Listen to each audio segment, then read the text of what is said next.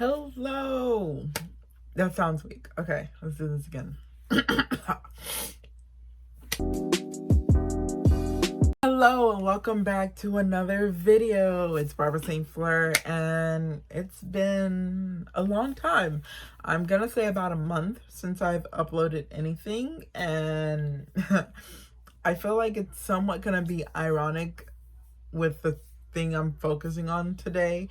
But I have been working on rebranding and figuring out what videos I really want to post and how I want my website to kind of work with my YouTube channel. So it's been like a long process of thinking how it's gonna go, and now I'm also just kind of doing I'm kind of doing what I'm expected. Like, I'm doing the background work before I can actually like full on show product of what I was thinking of. I'm also rethinking of my podcast. I had to think whether I wanted to keep all the original podcast episodes and just continue on from there, or if I wanted to redo everything. And essentially I just thought we're just gonna go where we're at right now, what with the rebranding. I didn't feel right just dismissing all the work I've already done and like restarting from scratch. So that is all that like has been going on. I am rebranding the podcast, my website, and the YouTube channel just to fit me better and to better kind of explain what I want to do, what I am very interested in, and how I'm not one dimensional, or how I don't want to be fit into like one specific niche, even though a lot of people will say that that's how you do things. Anyways, let's get straight into the video. I've been talking for so long already. Today we're talking about procrastination. I feel like I've talked about procrastination in other videos, how to deal with procrastination, but I haven't really covered what is procrastination and why do we hear it often? Why is it like this big thing? So, definition. Procrastination is the art, and this is my definition. So disclaimer, this is not from like Webster or Merriam or any other dictionary. It is from my thinking of procrastination. So, Barbara's definition. Procrastination, noun, verb. This is the act of doing everything but what you're supposed to do, or prolonging something that you need to be doing. So essentially, procrastination is when you may have a paper due, and instead of doing the paper, you are watching YouTube videos, watching TikToks, going outside and playing with your friends, doing everything but what needs to be done, and finding different ways to prolong it. And one thing I really want to cover is that not all procrastination means you're lazy. Sometimes you procrastinate because you may fear what you're about to do, or you don't know how to actually do it. So you prolong it a little more until you think you're going to have a better idea later on, which I'm going to tell you right now, never happens. So I've had moments where it's like studying for a test, or I have a project I'm doing, and in my head, I'm just like, you know what? I don't have any ideas flowing right now, so I'm going to come back to it. Sometimes that's okay if you're going to come back to it, because yeah, your mind needs to think about it. But that also opens up a gateway for you to like not do your work until it's like the day before the project is due, and that's when you're rushing to do all the work at once. Now, I feel like this is something I should mention, which probably will be going against my point, but I have done a lot of papers, a lot of presentations the night before, or at least finished them the night before. And for me, the night before gives me the motivation, it gives me the pressure that I need to get it done. And one thing about having papers, having presentations given to you about 2 months before it's due is that many people aren't good at setting time limit, time constraints to kind of get to what they need. So they end up doing this the night before, and sometimes they get bad grades and sometimes they get good grades. Now, I am one of those people that the night before I can do a project and it turns out great for me. I get an A or a B plus. And in that sense, I'm just like, well, procrastination doesn't hurt me that much because I mean, I still get good grades. Not to mention the many hours like I spent the night before doing it, the stress it caused me, the panic in my head, and the doubt that I have when I'm turning that paper in. Those are all like things that happen to me right when I do that. And essentially, why do I procrastinate sometimes? It's it's it's like there's multiple answers and there's not like good answers in one. One of them just being I put it off because I think I have time. Um the second one could be that I've seen how I've worked under pressure. I've seen how I've done projects the night before, and for me, it looks good and like I haven't gotten any negative repercussions about it. So then in my head, I'm just like, nothing bad usually happens to me when I study the night before or when I do a project the night before. And I sort of engraved that in my mind, like, Barbara, it's okay if you do that. You've done it before and you have thrived, which I'm trying to get away from. But those are like just some things that go through my mind when I procrastinate or I give excuses like, Barbara, you've been working hard. You have a couple jobs you're doing. You're working on this. You also have other classes. So it's pretty understandable that you want to take a break when you come home rather than start your project or work a little on your project. And as I keep kind of giving myself excuses and making it seem like it's okay, that's how I easily fall into that rabbit hole of, oh, it's not that bad. I'm fine. I'm okay with it. And then I end up doing it the night before because I've given myself so many like excuses that when I'm doing it the night before, I'm just like, yeah, you definitely deserve doing it the night before because you didn't work for it. So I've talked about procrastination, the definition. I've talked about what has caused me to procrastinate. Now let's talk about how to fight procrastination. As easy as it seems like I procrastinate sometimes, there are many projects that I have done as time goes on, and those projects have also turned out great. And this is how I do it. So first, when I'm thinking about a project that's probably due in a month, the first thing I do the first day I get the project is I set a time apart for that first week, and I isolate myself. There's a couple tips when it comes to procrastination. So I'm going to do the tips first, then I'll explain how I would do it if it was in a project sense. So I have 5 tips. 5. My fingers might get a little more, but 5 for now.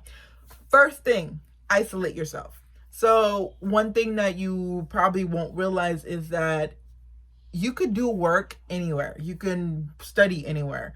But there are some places that are better equipped for studying than others. So for me, I could study while my friends are all on the couch talking. I could study with the TV on. That doesn't mean that that's a good idea. Also, it takes longer for me to study when I am in those environments because I have other people around me. So, number 1, isolate yourself. Libraries, great place. They have study rooms that are quiet, that are just you. And if you have someone else that's going to be studying with you, make sure you both are studying. So you both have the same goal. You both want to study, so no one could distract the other person. That leads me to number 2, no distractions. I know a lot of people would say, oh, I like TV on when I'm studying. I also do that sometimes, but I only do it when I'm light side studying. If I'm heavily studying for something, I will not have TV on because I know that many of the things I study, they won't actually stay in my brain if I'm like watching TV while studying. I like to say that I'm good at multitasking, but I will say this, multitasking is a myth. It's like, I get you're doing 2 things at the same time, but when you look at the finished product of those 2 things, they're not going to be 100%. So if I'm watching TV while studying, guaranteed one, you're not going to know anything about whatever that TV show was. Like, you're not going to get the full plot because you're supposed to be studying and watching at the same time. Also, you're studying information. It's going to be half lost. You're going to remember some key points, but that's about it because you were doing two things at the same time. It's like a give and take. You will get half of the content from the TV show and you'll get half of the content from your study time, and it doesn't work. That's the basics of multitasking. That's basically it. Your brain cannot focus on 2, 3, or even 4 things like at the same time. And if your brain does that, you're going to lose some information from one thing to gain some information from another. It's just how it's supposed to be. So eliminate distractions. Do not put on the TV. It won't help you. It really won't. So that leads me to number 3. Choose music over television. Music, you can listen to it and like it will get you in the mode to study. Again, just like I said, multitasking, halfway through your study thing, you won't hear the music. You'll forget that you even put music on. And that's okay, because you putting music on, it's to focus you on your study time. It's to get you into the studying mode. It's not really for listening to the music. So it's fine if you don't actually hear the music after a couple hours of studying, because that's what it's meant for. So choose music over television, and choose music that's soothing. I have studied with like rock music. I've studied with country. I've studied with all kinds of music, but I find that classical music is the best to study with because it's soothing, it calms you down, and it keeps you focused longer. Now, I would recommend not putting an album on that you have not listened to, because you're gonna want to say, I want to listen to the album because I haven't heard it before. Put songs on that you have heard before. Put songs on that you're not interested in hearing the whole song at that minute, because that will also trick you up.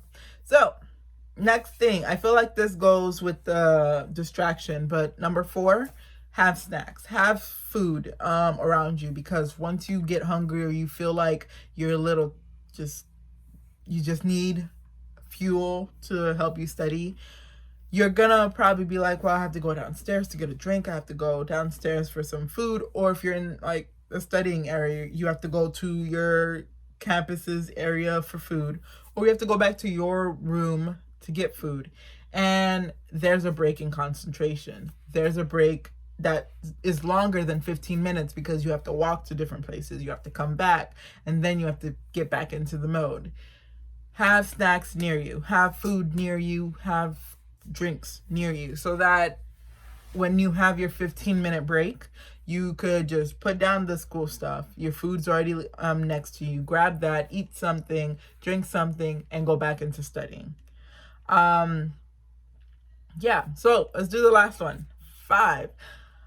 I want to say this one's the most important. I don't know why I put it last. It's just the other one's connected more to each other than the last one. The last one is about the actual studying. Plan by the hour. So what I mean by that is, I have a big test coming up. I will plan to study for maybe 3 hours. So this is how my studying will be. I will study for 1 hour. Music's on, everything's going great.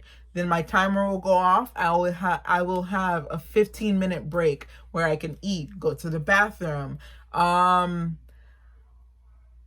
I would say do not go on your phone, because as soon as you go on your phone, you won't want to get off your phone, and 15 minutes will turn into 30 minutes really quickly. But do the essential things that you need to do, and then go back to studying for another hour, then another 15 minutes off, then another hour on. That way you give yourself short breaks so that you don't actually burn yourself out with like a 3-hour session and then a break after. Ooh. So those are the things that I do to help with procrastination, to help with getting in the mode of like studying. And the thing is, I have so many other things that I do. It's just I interchange them a lot, but these are the main things that I try to do because they have helped me so much in my just goal of just doing that. Now, some tips about this still. A messy room equals distraction. Your parents not knowing that you're studying, or you're living with your parents and they don't know that you're like, you cannot be bothered. That's also a distraction, because if they need you and they don't know you're studying, they will call you and then you break concentration. You have to get that back. It's a lot of things that kind of stopped you. And I know one thing a lot of people would say is, but those are my parents, and if they need me, then I have to go. And I am very guilty of this in the past year, because I was in virtual learning with Zoom calls and everything. And I've had times where I'm in a Zoom call and I still went to help my parents because they needed me. I would be studying, but I still went to my parents because they needed me. It wasn't towards the end. It wasn't until towards the end that's when I was like, Mom, I cannot do it. I'm about to go in a meeting. And I usually tell them sometimes before I go into the meeting or before I start studying, so they know that ask whatever you need of me right now, because when I'm in that meeting, I'm in that meeting and I cannot come to you. And yeah, so that was not all of the things that I do for procrastination. Those are just the bare minimum things that have helped me in the past and are gonna help me in the future when I continue on with my studying and even when I go into the workforce, because these are key things that you need to understand and need to put priority or over the other things. Anyways, that is all for the video. Thank you for staying for so long.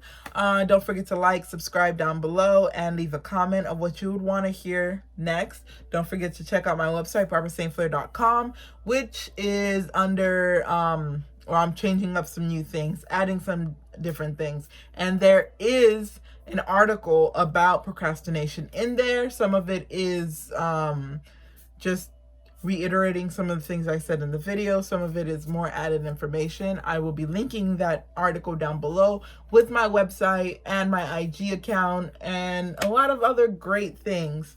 That's it for me. Already using the brand new system.